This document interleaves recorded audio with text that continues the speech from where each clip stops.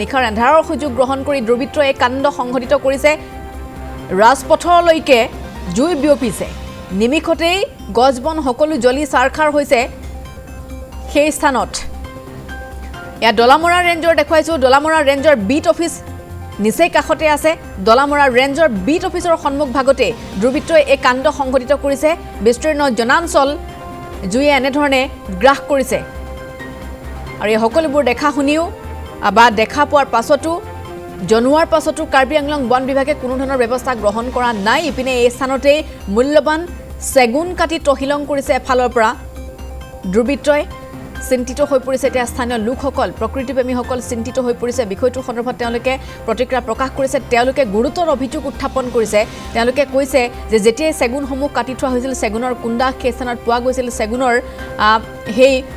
কুণ্ডাসমূহ পোৱাৰ পাছত আৰক্ষীক খবৰ দিয়া হৈছিল বা বন বিভাগক খবৰ দিয়া হৈছিল কিন্তু কোনো ব্যৱস্থা গ্ৰহণ নকৰিলে বন বিভাগৰ সৈতে বন ধ্বংসযোগ্যৰ দুৰ্বৃত্তৰ সৈতে থকা মেটেৰিয়েলৰ কথাখিনিক লৈ এতিয়া মন্তব্য প্ৰকাশ কৰিছে স্থানীয় একাংশই বনাঞ্চল ধ্বংসযোগ্য চলিছে ৰাজ্যৰ বিভিন্ন প্ৰান্তত আৰু এবাৰ কাজিৰঙাৰ হালধিবাৰীৰ এনিমেল কৰিডৰো বাদ পৰা নাই দুৰ্বৃত্তই নিখাৰ এন্ধাৰৰ সুযোগ গ্ৰহণ কৰি এনেধৰণে অগ্নিসংযোগ কৰিছে বিস্তীৰ্ণ সেই বনাঞ্চলত এনিমেল কৰিডৰৰ প্ৰায় সংখ্যকেই জ্বলি সম্পূৰ্ণৰূপে ভস্মীভূত হৈছে তাত থকা মূল্যৱান বহু গছ-গছনি জ্বলি ছাই হৈ গৈছে নিমিখতেই জ্বলি ছাই হৈছে গছবন দলামৰা ৰেঞ্জৰ বিট অফিচটো আছে আৰু বিট অফিচৰ সেই কাৰ্যালয়ৰ সন্মুখতে অৰ্থাৎ সেইসকল বন বিষয়াৰ সন্মুখ ভাগতে দুৰ্বৃত্তই কাণ্ড সংঘটিত কৰিলে কিন্তু কাণ খাৰ নাই নিমাত হৈ আছে বন বিভাগ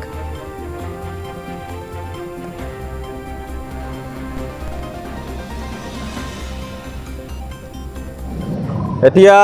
কাৰ্বি আংলং আৰু কাজিৰঙা দুয়ো এটি সংলগ্ন স্থান আৰু কাৰ্বি পাহাৰ যদি বাছি নাথাকে কাজিৰঙা কেতিয়াও বাছি নাথাকে সেই কথাটো চিৰসত্য সকলোৱে জানে কিন্তু আমি দেখা পাইছোঁ যে কাৰ্বি আংলঙত অবাধে কিছুমান দুষ্ট চক্ৰই কাঠ সৰবৰাহকাৰীয়ে বালি চিণ্ডিকেটে ইটাৰ চিণ্ডিকেটে মাটিৰ চিণ্ডিকেটে সামগ্ৰিকভাৱে কাৰ্বি আংলঙৰ পাহাৰসমূহ ধ্বংস কৰিছে আৰু এটা বনীয়া শ্ৰেণীক গোষ্ঠীয়ে যিবোৰ আমি শুনা পাইছোঁ বহু চৰকাৰৰ নেতা পালি নেতাও তাত জড়িত হৈ আছে তেখেতসকলে অবাধে পাহাৰবোৰ কাটি কুটি তাৰ পৰা যি জীৱ জন্তুৰ খাদ্যস্থলীবোৰ সমতল ভূমিলৈ পৰিণত কৰি তাত বাগানৰ পৰা ধৰি বৃহৎ বৃহৎ ৰিজৰ্ট গঢ়িবলৈ লৈছে আৰু এতিয়া বৰ্তমানে হালধিবাৰী অঞ্চলত এটা বৃহৎ অঞ্চল তাৰ কাঠনিৰ গোটেই গছ-গছনি কাটি তাত জুই লগাই পেলাই কাৰ্বি আংলং আৰু কাজিৰঙাৰ বিট অফিচ আৰু ফৰেষ্ট ৰেঞ্জ অফিচ নিচেই কাষত তাত তথাপিও নেদেখা কুলিৰ ভাও ধৰি এখেতসকলে ফৰেষ্ট ডিপাৰ্টমেণ্ট নিদ্ৰামগ্ন হৈ আছে আৰু এই দুষ্ট চক্ৰই অবাধে তাত কাঠ কাটিছে জংঘল জ্বলাই দিছে আৰু তেখেতসকলে এনেধৰণৰ এটা মিলিতভাৱে কৰিছে বুলি আমি ক'ব লাগিব কিয়নো তেনেই নিচে থকা বিট অফিচটোৱে কাৰ্বি আংলঙৰ বা কহৰাৰ ৰেঞ্জ অফিচে এই কাণ্ড যে তেখেতসকল অৱগত নহয় এই কথাটোতো কেতিয়াও হ'ব নোৱাৰে এই হালধিবাৰী অঞ্চলত জুই লগাইছে এইটো অৱশ্যে বেয়া হৈছে আৰু ইয়াততো জুম খেতি চেতি নকৰে আৰু ইফালে ওপৰত লগোৱাটো একো অসুবিধা নহয় কিন্তু ঘৰৰ ওচৰত জুই লগাইছে সেইদিনাখনৰ ঘৰৰ ওচৰলৈকে গৈছে আমি আৰু নুমাইছোঁ পিছত জুই লগাটো খালি মানুহজনৰ গম পোৱা নাই কোনে লগাইছে কি কথা আমি ছাৰকো খবৰ দিছোঁ তাৰপিছত কাৰ্বি আংলঙে মানে অৱশ্যে সিহঁতৰ পাহাৰটো অকণ কম কৰে আৰু পাহাৰটো যদি সিহঁতি অনুভৱ বেছিকৈ থ'লেহেঁতেন তেতিয়া এই গছ কাটি নল'লেহেঁতেন গছো কাটিছে নেকি গছো কাটিছে গছ আপোনাৰ ডাঙৰ গছ কাটিছে ওচৰতে তাৰপিছত সিহঁতি পাহাৰটো কম কৰে কাৰণে সিহঁতি খালি বাৰিষা ছিজনত 3 মাহলৈকে পাহাৰটো দিয়া 3 মাহ পিছত সিহঁতি ঘৰলৈ গুচি যায় পঢ়া নিদিয়ে এতিয়া পঢ়া নিদিয়ে সেইকাৰণে অকণ পঢ়াটো দিবলৈ